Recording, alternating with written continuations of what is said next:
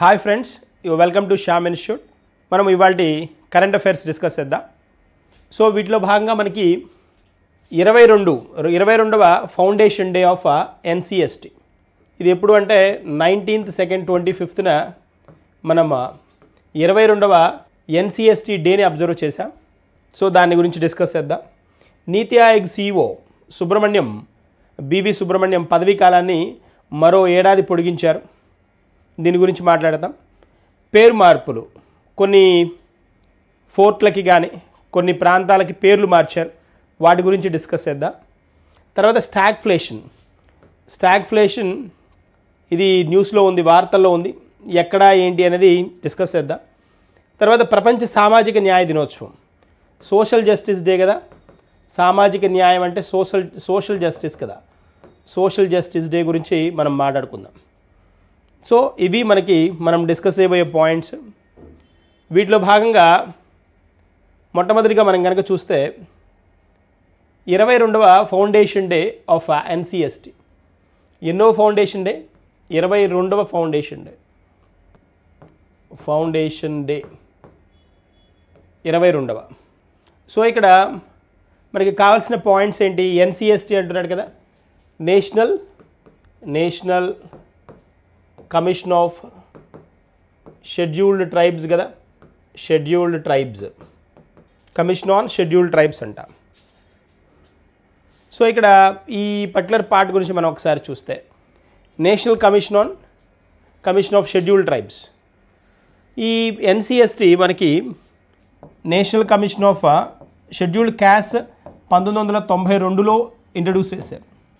ఎన్సిఎస్టి వచ్చేటప్పటికి, scheduled tribes వచ్చేటప్పటికి 2004లో introduce చేశారు, 2004లో అనమాట. ఇప్పుడు రీసెంట్గా ఇది 22వ ఫౌండేషన్ డేని సెలబ్రేట్ చేసుకుంటాం. అలా న్యూస్లో ఉందన్నమాట, 22వ ఫౌండేషన్ డే. సో మరి దీనికి రిలేటెడ్గా మనం కొన్ని అంశాలు డిస్కస్ చేయాలి కదా. అంటే న్యూస్లో ఉంది కాబట్టి దీనికి రిలేటెడ్గా మనం కొన్ని పాయింట్స్ చూద్దాం. మనకి ఇక్కడ ఈ ఎన్సిఎస్టి పాయింట్ కనుక మనం అబ్జర్వ్ చేస్తే 89వ రాజ్యాంగ సవరణ ప్రకారం ఇక్కడ ఏం చేశారు అని అంటే, 89వ రాజ్యాంగ సవరణ ప్రకారం మనకి 338 అనేది ఈ article related to scheduled tribes అనమాట. దీనిలో ఒక కాలం 338Aని ఇంట్రడ్యూస్ చేశారు. 8Aని 89వ రాజ్యాంగ సవరణ ద్వారా ఇంట్రడ్యూస్ చేశారు. 338A అన్నమాట.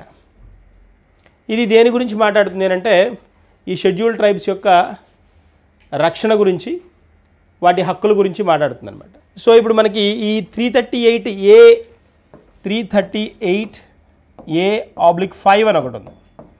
ఇది వాళ్ళ షెడ్యూల్డ్ ట్రైబ్స్ యొక్క రక్షణ గురించి, హక్కుల గురించి ప్రత్యేకంగా డిస్కస్ చేసే సబ్ ఆర్టికల్ అనమాట. 89వ రాజ్యాంగ సవరణ ఆర్టికల్ అధికరణ 338ని స్ప్లిట్ చేసి 38Aని ఇంట్రడ్యూస్ చేశారు. దీనిలో సబ్ క్లాస్ వచ్చేటప్పటికి 338A/5 అనమాట. ఇది వీళ్ళ రక్షణ, వీళ్ళ హక్కుల గురించి మాట్లాడే ఒక యాక్ట్ అనమాట. సో ఇది ఈ ఇన్ఫర్మేషన్ మనకు తెలియాల్సిన ఇన్ఫర్మేషన్. తర్వాత దీనిలో ఈ ఎన్సిఎస్టికి కనుక మనం వస్తే, దీని క్వారం ఎలా ఉంటుందో చూద్దాం. అంటే దీనికి క్వారం ఉంటుంది కదా.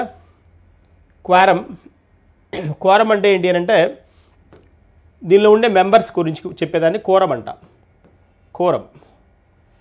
దీనిలో మొత్తం 5 మెంబర్స్ ఉంటారు, 5 మెంబర్స్ ఉంటారు. వాళ్ళు చైర్మన్, వైస్ చైర్మన్, తర్వాత సెక్రటరీ ఉంటారనమాట. చైర్మన్ వచ్చేటప్పటికి ఒక క్యాబినెట్ మినిస్టర్ హోదా ఉంటుందన్నమాట. వైస్ చైర్మన్కి వచ్చేటప్పటికి, వైస్ చైర్మన్ మనకి మినిస్ట్రీ ఆఫ్ స్టేట్ ఉంటారు కదా, మినిస్టర్ ఆఫ్ స్టేట్ వీళ్ళ హోదా ఉంటుంది, మినిస్టర్ ఆఫ్ స్టేట్ హోదా ఉంటుంది. సెక్రటరీకి వచ్చేటప్పటికి, సెక్రటరీ జనరల్గా సెక్రటరీ ర్యాంక్ వాళ్ళే ఉంటారు, అనమాట. బట్ సెక్రటరీలు 3 ఉంటారు ఇక్కడ, వైస్ చైర్మన్ ఒకరు, చైర్మన్ ఒకరు, మొత్తం 5 మెంబర్స్ ఉంటారన్నమాట. Secretary rank this a point. Quorum ఇలా ఉంటుందన్నమాట ఎన్సిఎస్టీలో. ఇప్పుడు ప్రజెంట్ చైర్మన్ ఎవరంటే మనకి ఇక్కడ కనిపిస్తున్నారు కదా, ఇక్కడ కనిపిస్తున్న ఈయన మనకి ప్రజెంట్ ఎన్సిఎస్టీ చైర్మన్ అనమాట. సో ఇలా మనకి వీటికి రిలేటెడ్గా ఉన్న అంశాలను మనం చెప్పుకుంటూ రావాలి. చైర్మన్ ఇక్కడ కనిపిస్తున్నారు చూడండి, అంతర్ సింగ్ ఆర్య అనమాట. అంతర్ సింగ్ ఆర్య ఈయన మనకి ఎన్సిఎస్టీ చైర్మన్ అనమాట. సో ఈ ఇన్ఫర్మేషన్ మనకు కావాలి దీని గురించి తెలుసుకునేటప్పుడు. ఎన్సిఎస్టీ ఫౌండేషన్ 19th ఫిబ్రవరి కదా, 19th ఫిబ్రవరి గుర్తుండాలి, 19th ఫిబ్రవరి. సో 22 ఏళ్ళు అయిందనమాట, 22వది కదా, 22 years అయిందనమాట ఇది ఇంట్రడ్యూస్ చేసి. కాబట్టి దానికోసమని దీనికి రిలేటెడ్గా కొన్ని పాయింట్స్ మనం డిస్కస్ చేయడం సరిపోయింది. నెక్స్ట్ ఇంకొక కాన్సెప్ట్కి వెళ్దాం. నీతి ఆయోగ్ సిఇఓ, నీతి ఆయోగ్ సిఇఓ ఉన్నారు కదా, బివి సుబ్రహ్మణ్యం. బివి సుబ్రహ్మణ్యం ఈయన పదవీ కాలాన్ని 2 సంవత్సరాలు పెంచారనమాట. 1 సంవత్సరమే పెంచారు, 1 year పెంచారు, 1 year పెంచారు. నీతి ఆయోగ్ అంటున్నాడు, నీతి ఆయోగ్ కదా, నీతి ఆయోగ్ ఎన్ఐటిఐ కదా, national institute for transforming India, national institute for transforming India. So మనకి కోఆపరేటివ్ ఫెడరలిజం కింద ఇది ఇంట్రడ్యూస్ చేయడం జరిగిందనమాట. దీన్నే మనం ఏమంటామంటే నీతి ఆయోగ్నే థింక్ ట్యాంక్ అంటాం. థింక్ ట్యాంక్, ఆలోచనల ఘనిలాగా పిలుస్తారనమాట దీన్ని, థింక్ ట్యాంక్ అంటాం. అంటే ఏంటి అని అంటే ఒక్కరే డెసిషన్ తీసుకోకుండా, ప్రధానమంత్రి ఒక్కరే కాకుండా వివిధ రాష్ట్రాలకు సంబంధించిన ముఖ్యమంత్రులు, కేంద్రపాలిత ప్రాంతాలకు చెందిన లెఫ్టినెంట్ గవర్నర్లు, ముఖ్యమైన పోర్ట్ఫోలియోలో ఉన్న మంత్రులు, వీళ్ళందరూ కలిసి దేశ అభివృద్ధి కోసం తీసుకునే డెసిషన్స్ ఏవైతే ఉంటాయో వాటిని మనం ఏమంటామంటే ఆ పర్టికులర్ పార్ట్ని అందరూ కూర్చొని డెసిషన్ తీసుకుంటారు కాబట్టి దాన్ని థింక్ ట్యాంక్ అంటాం. నీతి ఆయోగ్ థింక్ ట్యాంక్, ఇది సలహాదారు అనమాట, అంటే అడ్వైజరీ బాడీ కింద చెప్తాం. దిస్ అడ్వైజరీ బాడీ, స్టాచ్యుటరీ కాదు, అడ్వైజరీ బాడీ, సలహాదారు మాత్రమే. సో అమౌంట్స్ని అనౌన్స్ చేయడం కానీ అలాంటివి ఏమి ఉండవు దీనికి, జస్ట్ అడ్వైజర్, సలహా ఇవ్వడానికి మాత్రమే ఉంటుంది బాడీ. సో ఇప్పుడు ఈ నీతి ఆయోగ్ సిఇఓ ఉన్నారు మనకి బివి సుబ్రహ్మణ్యం. ఈయన 2023లో మనకి ఇక్కడ సిఇఓగా అపాయింట్ అయ్యారు. దీనికి ఇద్దరికి ముందు మనకి అమితాబ్ కాంత్ ఉండేవాడు, అమితాబ్ కాంత్. ఈ అమితాబ్ కాంత్ ఎక్స్ సిఇఓ అనమాట. ఈయన ప్లేస్లో సుబ్రహ్మణ్యం వచ్చారు. ఈ సుబ్రహ్మణ్యం పీరియడ్నే 1 year ఎక్స్టెండ్ చేసింది గవర్నమెంట్, 1 year ఎక్స్టెండ్ చేసింది. సో అంటే ఈ 2025 ఫైనాన్షియల్ ఇయర్ అంతా నేను ఉండడానికి సిఇఓగా ఉండడానికి ఛాన్స్ ఉందన్నమాట. తర్వాత మనం నీతి ఆయోగ్ కోఆపరేటివ్ ఫెడరలిజం అనేది గుర్తుంచుకోండి. నీతి ఆయోగ్ అనగానే మనకి ఎలాంటి సమాఖ్య అంటే కోఆపరేటివ్ ఫెడరలిజం అంటాం. ఫెడరలిజం సహకార సమాఖ్య అని పిలుస్తారు. కోఆపరేటివ్ ఫెడరలిజం సహకార సమాఖ్య అంటాం. కేంద్ర సమాఖ్య అనేవాళ్ళు ప్లానింగ్ కమిషన్ని, ఆ ప్లానింగ్ కమిషన్ ప్లేస్లో మనకు వచ్చింది కదా 2015లో. సో ఇదేంటి అని అంటే సహకార సమాఖ్య, కోఆపరేటివ్ ఫెడరలిజం, దీని మెయిన్ ఆబ్జెక్టివ్. దీన్ని థింక్ ట్యాంక్ అని పిలుస్తాం అనేది తెలుసుకుంటే సరిపోతుంది. తర్వాత ఇక్కడ ఈ నీతి ఆయోగ్ గురించి ఇంకొన్ని ఎడిషనల్ పాయింట్స్ చూద్దాం. మనం కొన్ని ఎడిషనల్ పాయింట్స్ చూద్దాం. నీతి ఆయోగ్లో అంటే థింక్ ట్యాంక్ అనుకున్నాం, దీనిలో మెంబర్స్ కూడా చాలా పవర్ఫుల్, చాలా స్ట్రాంగ్ మెంబర్స్ ఉంటారు. దీనికి వచ్చేటప్పటికి మనకి చైర్మన్ వచ్చేటప్పటికి దీని చైర్మన్ ప్రైమ్ మినిస్టర్ ఎవరైతే ఉంటారో వాళ్ళే చైర్మన్ ఉంటారు. ప్రైమ్ మినిస్టర్, చైర్మన్ అనండి, చైర్పర్సన్ అనండి, the prime minister is the head of this అనమాట. తర్వాత వైస్ చైర్మన్ ఉంటారు. అదే మీకు ప్లానింగ్ కమిషన్లో అయితే డెప్యూటీ చైర్మన్ ఉండేవాడు, ఇక్కడ వైస్ చైర్మన్ ఉంటారు. వైస్ చైర్మన్ వచ్చినప్పటికీ ఇప్పుడు Suman berry, he is the person అనమాట, సుమన్ బెర్రీ. తర్వాత సిఇఓ వచ్చినప్పటికి ఇప్పుడు మనకి ఎక్స్టెండ్ అయింది కాబట్టి ఈయన టైము బివి సుబ్రహ్మణ్యం, ఇతని టెన్యూర్ ఎక్స్టెండ్ అయింది కాబట్టి ఇతనే ఉంటారు. తర్వాత వీళ్ళతో పాటు ఫుల్ టైం మెంబర్స్, చాలాసార్లు అడిగిన ఆప్షన్స్లో కనిపించే ఈ పేర్లు ఏంటి అని అంటే సభ్యులు అనమాట, శాశ్వత సభ్యులు అంటారు వీళ్ళని. అంటే వీళ్ళ రిటైర్మెంట్ దాకా ఉండేవాళ్ళు అనమాట, వాళ్ళ లాస్ట్ పీరియడ్ దాకా అయిపోయిన దాకా ఉండేవాళ్ళు. సో శాశ్వత సభ్యులు, శాశ్వత సభ్యత్వం ఉన్నవాళ్ళు, శాశ్వత అనవండి, లేకపోతే ఫుల్ టైం మెంబర్స్ అంటాం. ఫుల్ టైం మెంబర్స్గా ఉండేవాళ్ళు వీళ్ళలో వికే సరస్వత్ ఇతను డిఆర్డిఓ ఎక్స్ హెడ్ అనమాట. సో దీనిలో శాశ్వత సభ్యత్వం ఉన్న పర్సన్. నేను నీతి ఆయోగ్ గురించి మాట్లాడుతున్నాను. నీతి ఆయోగ్ గురించి మాట్లాడుతున్నాను. వికే సరస్వత్ తర్వాత ఇక్కడ ఇంకొక ఫేమస్ పర్సన్ ఎవరు అంటే రమేష్ చంద్. ఇతను డిఆర్డిఓ అనుకున్నాం కదా, DRDO X chairman, ex head అనుకున్నాం కదా. రమేష్ చంద్ వచ్చేటప్పటికి వ్యవసాయ ఆర్థికవేత్త అనమాట, అగ్రికల్చర్ ఎకనమిస్ట్ అనమాట, వ్యవసాయ ఆర్థికవేత్త. అలాగే మనకి వికే పాల్ కూడా ఉన్నారు. వికే పాల్ ఈ వికే పాల్ వచ్చేటప్పటికి మనకి ఇతను పబ్లిక్ హెల్త్ ఎక్స్పర్ట్ అనమాట. పబ్లిక్ హెల్త్ ఎక్స్పర్ట్ పిహెచ్ఈ అంట. పబ్లిక్ హెల్త్ ఎక్స్పర్ట్ మనకి పోషన్ 2.0 పోషన్ అని ఉంది కదా, ప్రోగ్రామ్ ఉంది కదా, పోషన్ అలాంటివి ఇతను ఇంట్రడ్యూస్ చేసినవి అనమాట, స్కీమ్స్ అవి. So important, very important person. VK Paul తర్వాత ఇంకొక పర్సన్ రీసెంట్గా వచ్చింది అరవింద్ కిర్మానీ అనమాట. రీసెంట్గా జాయిన్ అయింది అరవింద్ కిర్మానీ కూడా ఆర్థికవేత్త అనమాట. వీళ్ళు ఫుల్ టైం మెంబర్స్ అనమాట. మనకి నీతి ఆయోగ్లో ఫుల్ టైం మెంబర్స్ వీళ్ళు నలుగురు. సిఇఓ బివి సుబ్రహ్మణ్యం కంటిన్యూ అవుతున్నారు, vice chairman Suman Bery, and chairman వచ్చినప్పటికి ప్రైమ్ మినిస్టర్ ఎవరైతే ప్రైమ్ మినిస్టర్ ఉన్నారో వాళ్ళు అవుతారు. ప్రజెంట్ నమో కాబట్టి he's a person. That is one. తర్వాత మనము నెక్స్ట్ వన్కి వెళ్దాం. ప్రపంచ సామాజిక న్యాయ దినోత్సవం. సామాజిక న్యాయం అనగానే సోషల్ జస్టిస్ అంటాం కదా, వరల్డ్ సోషల్ జస్టిస్ డే.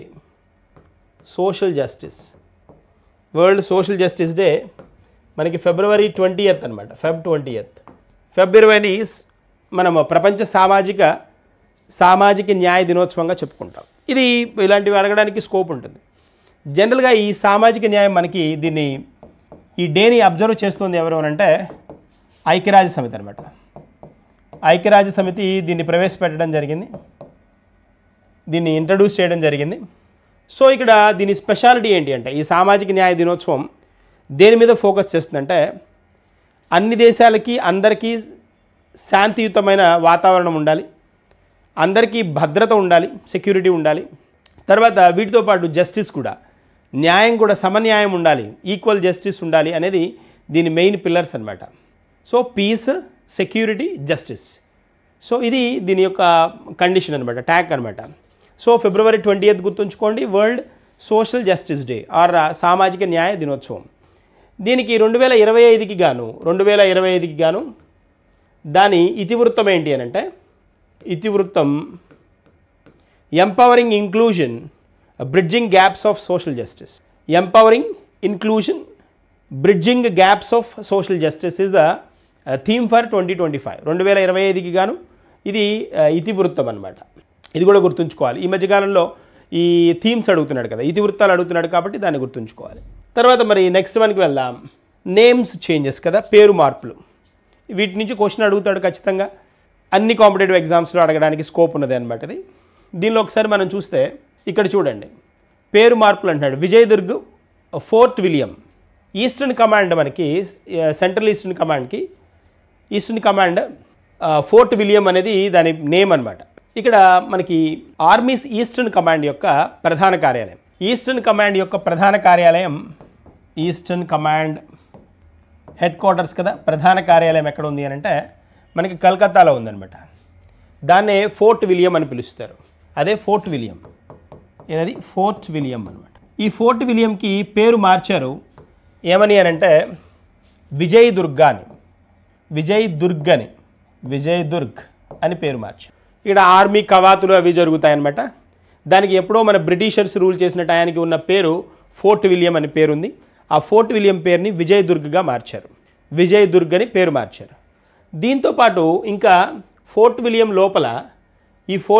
లోపల ఉన్న కిచెనర్ హౌస్ని, అంటే ఈ వంట వండే అదంతా ఇంతమంది ఆర్మీ పీపుల్కి మ్యాసివ్గా బాగా పెద్ద ఎత్తున వంట చేయాల్సిన అవసరం ఉంటుంది కాబట్టి ఆ కిచెనర్ హౌస్ని వీళ్ళు ఏమని పేరు పెట్టారు అంటే ఆ కిచెనర్ హౌస్కి మానెక్షా హౌస్గా మార్చారు. మానెక్షా హౌస్ కింద దీన్ని పేరు మార్చడం జరిగింది. తర్వాత గతంలో సెయింట్ జార్జ్ గేట్ అని పిలిచేవాళ్ళు, దీన్ని సౌత్ గేట్ అనమాట. అది ఈ సౌత్ గేట్ని అంటే సౌత్ ఎంట్రన్స్ ఉన్న పార్ట్ని ఏమంటారంటే అంతకుముందు సెయింట్ జార్జ్ గేట్ అని పిలిచేవాళ్ళు. దానికి వీళ్ళు ఏమని పేరు ఇచ్చారు అని అంటే శివాజీ గేట్ అని ఇచ్చారు. శివాజీ గేట్ అని పేరు ఇవ్వడం జరిగిందనమాట. ఈ మూడింటిని మనం గుర్తుంచుకోవాలి. ఏమేమి ఉన్నాయి? ఫోర్ట్ విలియంని విజయ్ దుర్గ్గా మార్చారు. ఈ కిచెనర్ హౌస్ని మానెక్ షా హౌస్గా మార్చారు. సెయింట్ జార్జ్ గేట్ అని పిలువబడే సౌత్ గేట్, సెయింట్ జార్జ్ గేట్ని శివాజీ గేట్గా మార్చారు. ఇవి మార్చినవాడు. ఇవన్నీ కలకత్తాలోవి. ఓకేనా? సో ఇక్కడ దీంతో పాటు మనకి ఒకసారి మనం అబ్జర్వ్ చేస్తే ఇవిగోండి, ఇవి ఎప్పటి నుంచో చేంజ్ అయ్యి అంటే లాంగ్ రన్ నుంచి వీళ్ళు చేసిన చేంజెస్ అనమాట, నేమ్స్ చేంజెస్ అనమాట. మనకి బాగా తెలుసు ఈ ఉత్తరప్రదేశ్లోని అలహాబాద్ని ప్రయాగరాజ్గా మార్చారు. ప్రయాగరాజ్, అలహాబాద్, ప్రయాగరాజ్. ఇప్పుడు మనకి కుంభమేళా జరుగుతున్న వాటిలో ఇది కూడా ఒకటి అనమాట. ప్రయాగరాజ్, ఉజ్జయిని ఒకటి. సో కుంభమేళా జరుగుతుంది కదా, అది దానిలో ఒక ఏరియా అనమాట ఇది. తర్వాత ఇక్కడ మనకి ఇంకా మనం చూస్తే ఇక్కడ శంభాజీ నగర్ అని ఉంది చూడండి. ఔరంగాబాద్ని శంభాజీ నగర్గా మార్చారు. ఔరంగాబాద్ని శంభాజీ నగర్.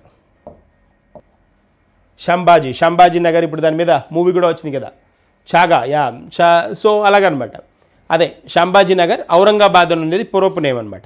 తర్వాత ఒస్మానాబాద్ని ఇది మనకు వచ్చినప్పటికి మధ్యప్రదేశ్లోది అనమాట. ఇది మధ్యప్రదేశ్ కదా, ఇక్కడదనమాట మనకి ఈ మహారాష్ట్రది. దీన్ని ఔరంగాబాద్ని శంభాజీ నగర్గా మార్చారు.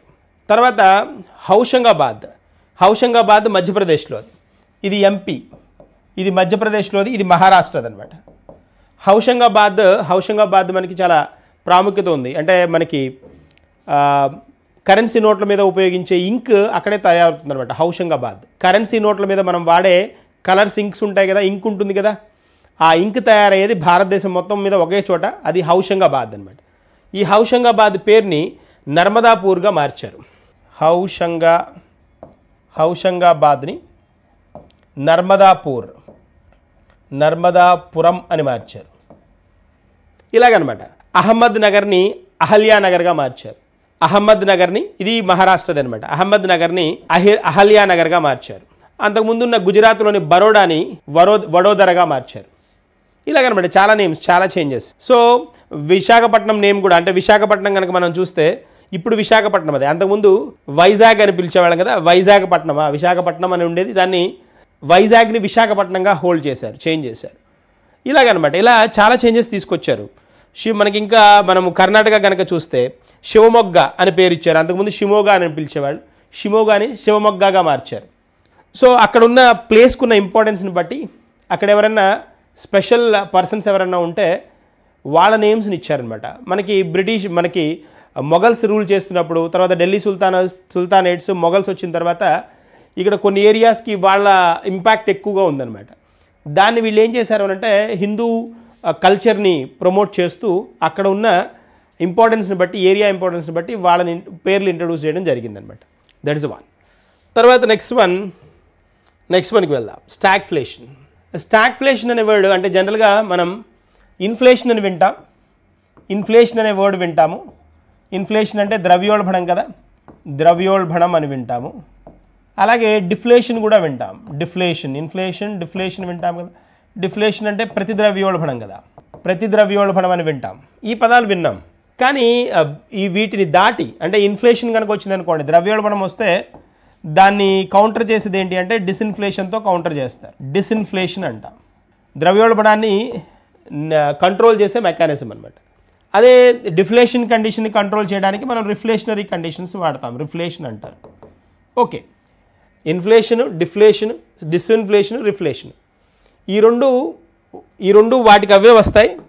అంటే డిమాండ్ సప్లై ప్రొడక్షన్లో ఉన్న మార్పుల వల్ల, డిమాండ్ సప్లై ప్రొడక్షన్ డిఎస్పిలో ఉన్న మార్పుల వల్ల ఇన్ఫ్లేషన్, డిఫ్లేషన్ వస్తాయి. డిమాండ్ సప్లై ప్రొడక్షన్లో ఉన్న మార్పుల వలన, లేదా వాటిలో ఉన్న తేడాల వలన ఇన్ఫ్లేషన్, డిఫ్లేషన్ వస్తే వీటిని కంట్రోల్ చేస్తారు. ఈ రెండు నెగిటివే అనమాట. వీటిని కంట్రోల్ చేస్తారు.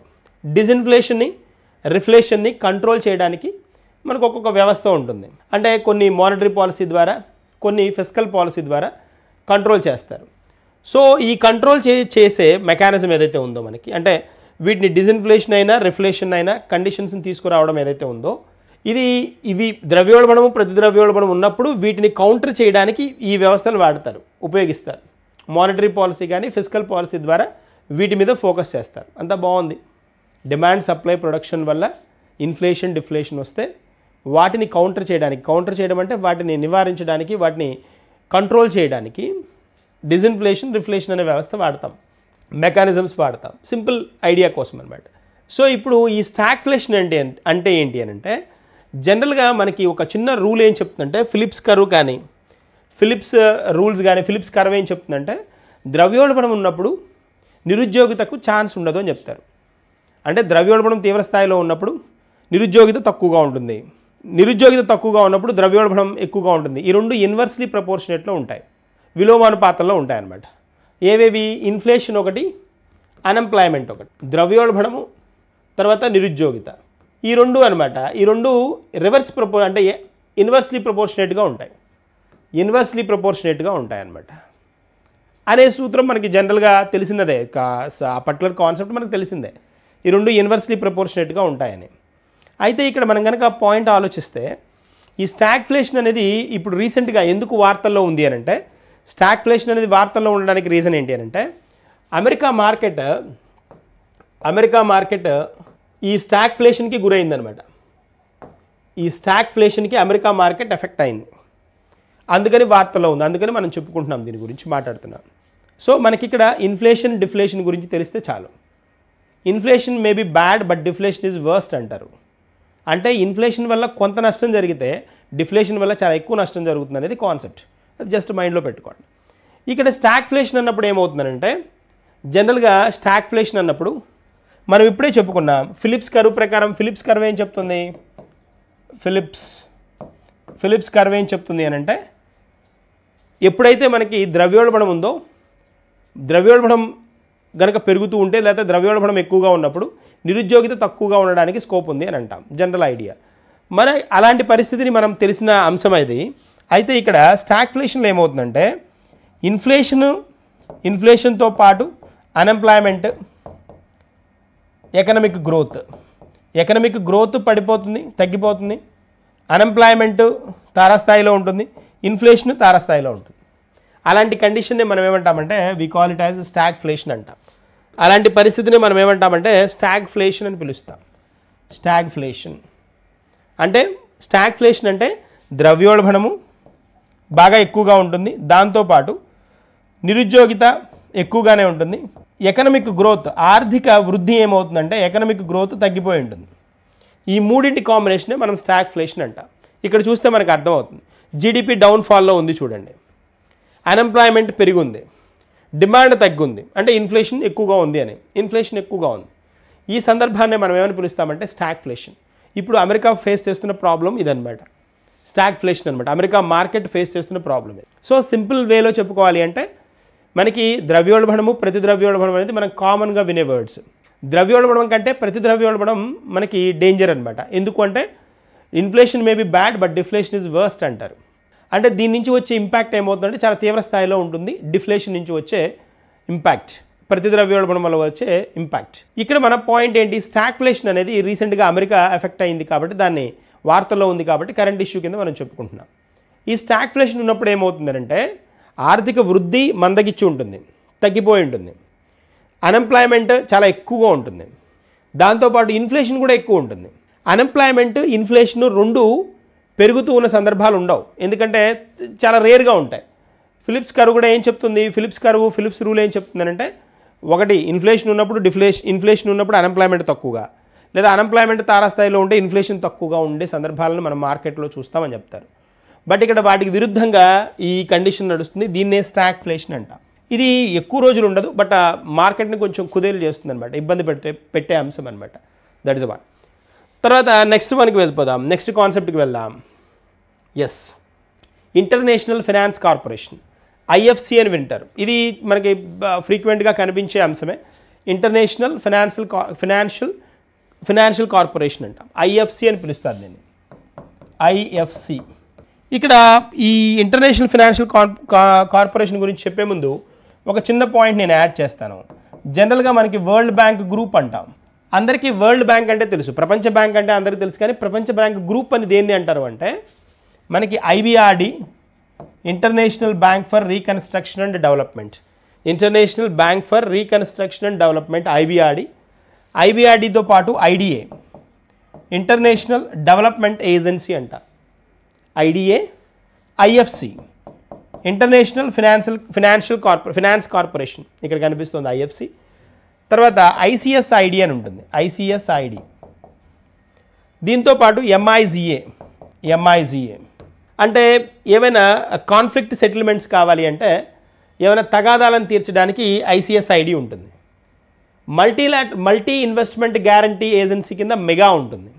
ఈ ఐదింటిని కలిపి ఏమంటారంటే వరల్డ్ బ్యాంక్ గ్రూప్ అంటారు. ఇది మైండ్లో రిజిస్టర్ చేసుకోండి, ఇది ఎందుకుందో చెప్తాను ఇప్పుడు. ఈ ఐదింటిని కలిపి వరల్డ్ బ్యాంక్ గ్రూప్ అంటారు. దీనిలో ఓన్లీ ఐబిఆర్డినే మనం ప్రపంచ బ్యాంక్ అని చెప్పుకుంటుంటాం, ప్రపంచ బ్యాంక్. ఈ ఐబిఆర్డిని ఒక్కదాన్ని ప్రపంచ బ్యాంక్ అనొచ్చు, లేదా ఐబిఆర్డి ప్లస్ ఐడిఏ ఈ రెండింటిని కలిపైనా ప్రపంచ బ్యాంక్ అంటుంటారు. ఈ రెండింటిని కలిపి కూడా ప్రపంచ బ్యాంక్ అని పిలుస్తారు. బట్ ఎక్కువ శాతం మనం చూసేది ఈ ఐబిఆర్డిని ప్రపంచ బ్యాంక్ అని వింటాం. ఐబిఆర్డి అంటే international bank for reconstruction and development, international bank for reconstruction and development.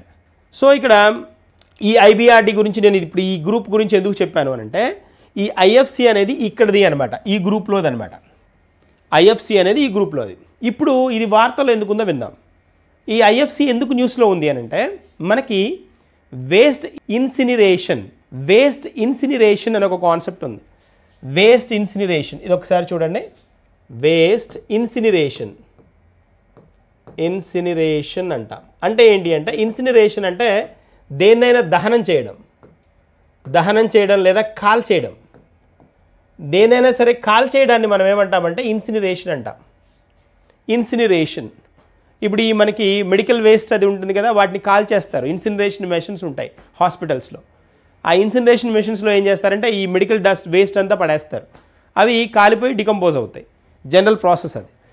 But ఇక్కడ మనం ఏం మాట్లాడుతున్నామంటే దేని గురించి ఇన్సినరేషన్కి వచ్చామంటే, వేస్ట్ ఇన్సినరేషన్ కోసం గుజరాత్ రాష్ట్రంలో ఈ వేస్ట్ ఇన్సినరేషన్, వేస్ట్ అంటే వ్యర్థ పదార్థాలు కదా, ఈ వ్యర్థ పదార్థాలను దహనం చేసి కాల్ చేయడానికి కావలసిన ఫినాన్షియల్ సపోర్ట్, ఆర్థిక సహకారాన్ని ఈ ఐఎఫ్సి ఇస్తానని అనౌన్స్ చేసిందనమాట. మొత్తం గుజరాత్ రాష్ట్రం మొత్తం మీద ఈ వేస్ట్ ఏదైతే ఉందో వ్యర్థ పదార్థాలను కాల్చివేయడానికి కావలసిన ఆర్థిక సహకారాన్ని నేను అందిస్తాను ఐఎఫ్సి చెప్పింది. కొన్ని కారణాల వల్ల ఏం చేసిందనంటే, నేను ఇవ్వడం లేదు, నేను మీకు ఆర్థిక సహకారాన్ని చేయడానికి నేను రెడీగా లేను అని మనకి రీసెంట్గా చెప్పడం జరిగిందనమాట. అలా వార్తల్లో ఉంది ఇది. సో ఇది మనకి ఖచ్చితంగా గుర్తుంచుకోవాల్సిన అంశం కదా. ఈ ఐఎఫ్సి హెడ్ క్వార్టర్స్ ఎక్కడ ఉంది అని అంటే, ఐఎఫ్సి మనకి వాషింగ్టన్ డీసీలో ఉంది. వాషింగ్టన్ డీసీలో ఉందన్నమాట. This the one IFC. IBRD కూడా వాషింగ్టన్ డీసీనే కదా, ఐబిఆర్డి కూడా వాషింగ్టన్ డీసీలోనే ఉంటుంది. ఐబిఆర్డి ఐఎంఎఫ్ రెండింటిని కలిపి మనం ట్విన్స్ అని కూడా అంటాం, బ్రిటన్ వుడ్ ట్విన్స్ అని అంటాం. ఎనీవేస్ ఆ కాన్సెప్ట్ వచ్చినప్పుడు దాని గురించి డిస్కస్ చేద్దాం. ఇది వాషింగ్టన్ డీసీలో ఉంది ఐఎఫ్సి అనేది. వార్తల్లో ఎందుకు ఉందంటే, వేస్ట్ ఇన్సినరేషన్ వ్యర్థాలు కాల్చివేయడానికి గుజరాత్కి తను ఆర్థిక సహాయం ఏదైతే అందిస్తానందో దాని నుంచి వెనక్కి తగ్గిందనమాట. అందుకని ఇది న్యూస్లో ఉంది. That is a point. తర్వాత మనం నెక్స్ట్ వన్కి వెళ్దాం. ఎస్, ఇక్కడ చూడండి, మౌంట్ డుకునో ఎరప్టెడ్ అంటాడు. మౌంట్ ఇది చూడండి, మౌంట్ డుకునో ఇది రీసెంట్గా ఎరప్ట్ అయిందనమాట. ఇదిగోండి ఇక్కడ చూడండి ఎంత డేంజరస్గా కనిపిస్తుందో చూడండి. ఇదనమాట మౌంట్ డుకునో, ఇది న్యూస్లో ఉంది. ఈ మౌంట్ డుకునో అనేది మనకి ఇలా జనరల్గా మనం చూస్తూ ఉంటాం, ఇలా ఎరప్ట్ అవుతూ ఉంటాయి.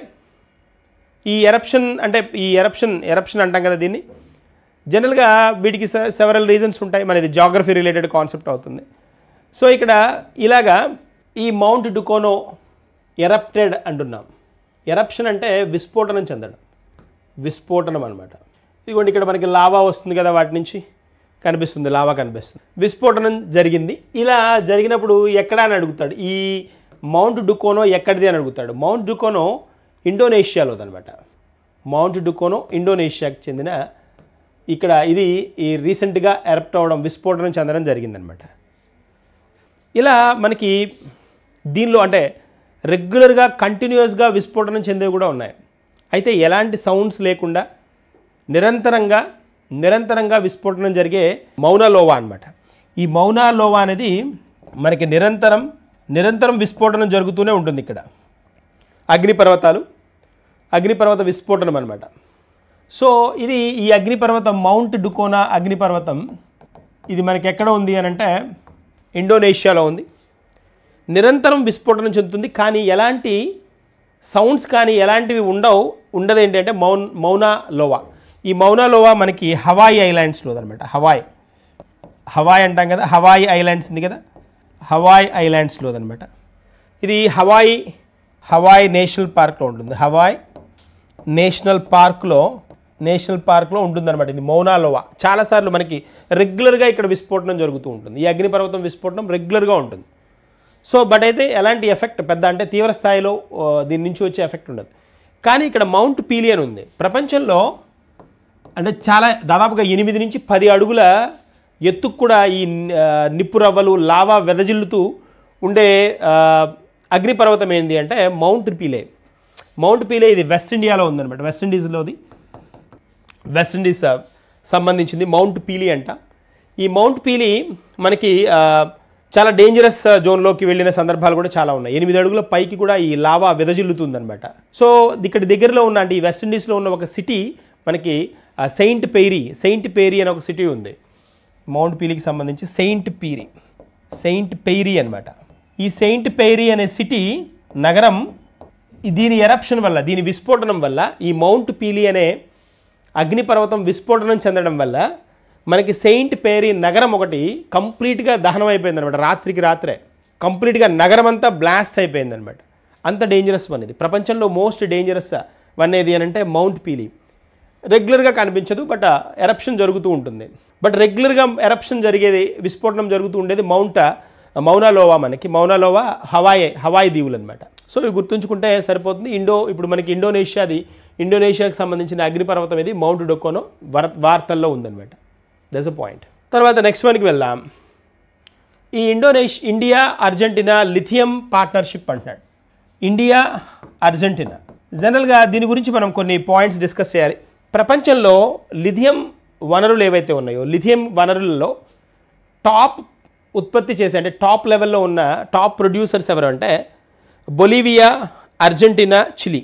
ఈ 3 టాప్ కంట్రీస్ గుర్తుంచుకోవాల్సినవి. దేనిలో? లిథియంలో బొలీవియా ఒకటి, తర్వాత అర్జెంటీనా మరియు చిలీ అన్నమాట. దాదాపుగా ఈ 3 దేశాలే 50% దాకా లిథియాన్ని ప్రొడ్యూస్ చేస్తాయి. 50% దాకా ప్రపంచంలో లిథియాన్ని ప్రొడ్యూస్ చేస్తాయి. ఈ లిథియం మరి ఎందుకు న్యూస్లో ఉంది అని అంటే, ఈ వార్తల్లో ఉండడానికి ఈ అగ్రిమెంట్, ఇండియా అర్జెంటీనా తోటి ఈ అగ్రిమెంట్ ఎందుకు వార్తల్లో ఉంది అని అంటే, జనరల్గా మనకి ఇప్పుడు ఎలక్ట్రిక్ వెహికల్స్లో వాడే బ్యాటరీలు ఏవైతే ఉంటాయో అవి లిథియం అయాన్ బ్యాటరీస్ అనమాట. సో ఈ లిథియం మరి ఇప్పుడు ఈ వనరుకి చాలా ప్రాముఖ్యత ఉంటుంది కదా. ఎలక్ట్రిక్ వెహికల్స్ కావాలంటే లిథియం అయాన్ని మనం యూజ్ చేయాలి అంటే దానికి ఏవైతే వనరులు ఎక్కువగా ఉన్న దేశం ఉందో అక్కడి నుంచి తీసుకోవాలి. మరి మనం ఏం చేస్తున్నాం, ఇప్పటిదాకా ఏం చేస్తాం మరి అర్జెంటీనా తోటి ఇప్పుడు ఒప్పందం అంటే చైనా నుంచి తీసుకుంటున్నాం. చైనా కూడా ఈ టాప్ 5 లిస్ట్లో ఉంది.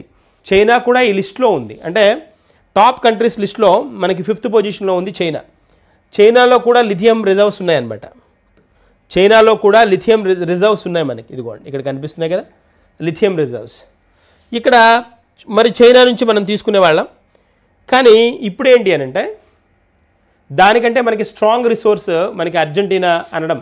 బట్ చైనా దగ్గర ఉంది కదా, అర్జెంటీనా ఎక్కడో మళ్ళీ సౌత్ అమెరికాకి వెళ్ళాలి కదా. ఎస్, కానీ బట్ ఇక్కడ మనకి ఈ అగ్రిమెంట్ ఏంటి అని అంటే చాలా సూటబుల్ అగ్రిమెంట్, కంఫర్టబుల్ అగ్రిమెంట్ అనమాట.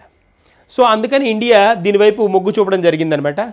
మనకి ఇప్పుడున్న కండిషన్స్లో ఇండియా అర్జెంటీనా కనుక పార్ట్నర్షిప్ కనుక తీసుకుంటే, భాగస్వాములు కనుక అవుతే లిథియంలో, భారతదేశం త్వరితగతిన ఈ ఎలక్ట్రిక్ వెహికల్స్ తయారీని పెంచుకొని ఖచ్చితంగా ఎలక్ట్రిక్ వెహికల్స్ని భారతదేశంలో ఇంట్రడ్యూస్ చేయడానికి స్కోప్ దొరుకుతుంది అనమాట. ఇప్పుడు మనకి క్వశ్చన్ ఏం అడుగుతాడు ఇక్కడ, అర్జెంటీనా ఇండియా లిథియం పార్ట్నర్షిప్ అంటున్నాడు కాబట్టి వాటికి రిలేటెడ్ క్వశ్చన్ అడుగుతాడు. ప్రపంచంలో బొలీవియా, అర్జెంటీనా, చిలీ ఈ 3 దేశాలే కలిసి 50 దాకా % ప్రొడ్యూస్ చేస్తున్నాయి. దీనిలో బొలీవియా 21 మిలియన్ టన్స్ అనమాట. ఇది 21 మిలియన్ టన్స్ అయితే సంవత్సరానికి, అర్జెంటీనా వచ్చినప్పటికి 20 మిలియన్ టన్నుల దాకా ప్రొడక్షన్ ఉందన్నమాట. సో ఈ సెకండ్ టాప్లో ఉన్న అర్జెంటీనా తోటి మనం టైఅప్ అవ్వడం జరిగింది. దట్ ఈస్ అగ్రిమెంట్ అనమాట. గుర్తుంటే సరిపోతుంది. లిథియం గురించిన అగ్రిమెంట్ అనమాట. నెక్స్ట్ మనకి వెళ్దాం. ఐక్యరాజ్య సమితి యునైటెడ్ నేషన్స్ ఆర్గనైజేషన్ కదా, యుఎన్ఓ 2025 సంవత్సరాన్ని, ఐక్యరాజ్య సమితి 2025 సంవత్సరాన్ని అంతర్జాతీయ సహకార సంవత్సరంగా, ఇదొకటి అంతర్జాతీయ ఇంటర్నేషనల్ కోఆపరేషన్ ఇయర్గా ఇదొకటి. అంతేకాకుండా అంతర్జాతీయ శాంతి మరియు విశ్వాస సంవత్సరంగా, ఇంటర్నేషనల్ పీస్ అండ్ ట్రస్ట్ ఇయర్గా, అంతర్జాతీయ హిమానీ నద సంరక్షణ సంవత్సరంగా, ఇది కూడా ఇంపార్టెంట్, ఇది అడగడానికి స్కోప్ ఉన్నది. హిమానీ నద సంరక్షణ సంవత్సరం అంటే ఇంటర్నేషనల్ గ్లేషియర్ ఇయర్ అనమాట. గ్లేషియర్స్ అంటారు, హిమానీ నదాలంటే గ్లేషియర్స్. తర్వాత అంతర్జాతీయ క్వాంటమ్ సైన్స్ అండ్ టెక్నాలజీ సంవత్సరంగా ప్రకటించింది. ఈ 4 అనమాట. ఒకసారి చూడండి.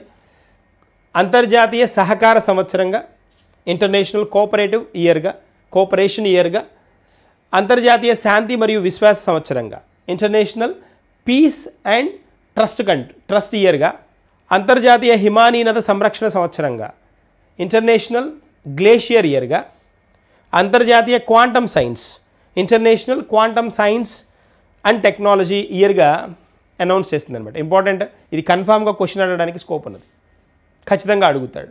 సో ఇవి మనం గుర్తుంచుకోవాల్సినవి, మనకి ఎగ్జామ్లో అడగడానికి కూడా స్కోప్ ఉన్నవన్నమాట. సో తర్వాత మనము ఈ పర్టికులర్ పార్ట్లో ఈరోజు మనం డిస్కస్ చేసిన అంశాలని 1-2 సార్లు వినండి. ఖచ్చితంగా ఇవి మీకు ఎగ్జామ్ పాయింట్ ఆఫ్ వ్యూలో ఉపయోగపడతాయి.